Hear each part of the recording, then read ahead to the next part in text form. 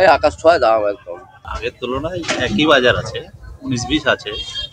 আলুর দামটা একটু কমেছে। দুর্গাপুজো কালী পুজোর পর ভাইফোঁটার সবজির বাজারও চড়া। বাজারে গিয়ে ঝোলা ভরাতে কালঘাম ছুটছে মধ্যবিত্তের। যে বাজারে ঢুকতে ভয় পাচ্ছে মধ্যবিত্ত। প্রতি বছরই উৎসবের মরশুমে সবজির বাজার কিছুটা ঊর্ধ্বমুখী থাকে, এবারও তার ব্যতিক্রম নয়। তবে অন্যান্য বছরের তুলনায় এবার অনেকটাই চড়া সবজির দাম।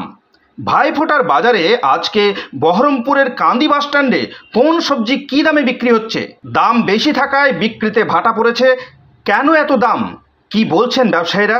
সবজির দাম বেশি, পটল 40 টাকা কিলো, ঝিঙা 30 টাকা কিলো, তারপর উচ্চা হলো 50 টাকা কিলো, টমেটো আজকে 50 টাকা কিলো পাইকারি, বেগুন 70 80।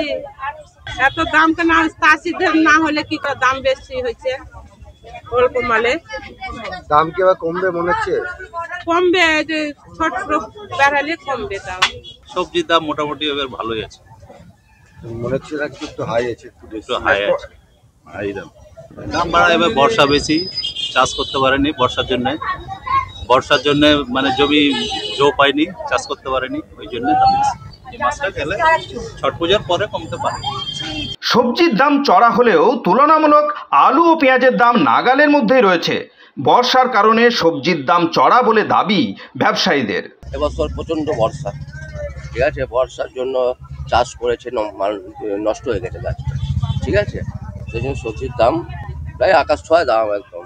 বেগুন ধরেন 80-100 টাকা কিলো, ঠিক আছে, পটল 40-50 টাকা কিলো, হ্যাঁ, ঝিঙে তাও 40-50 টাকা কিলো, ঠিক আছে, 50-এর নিচে কোনো সবজি নেই। তবে পেঁয়াজ আলু এগুলোর দাম কম আছে, বাজার তুলনামূলকভাবে অনেক কম আছে।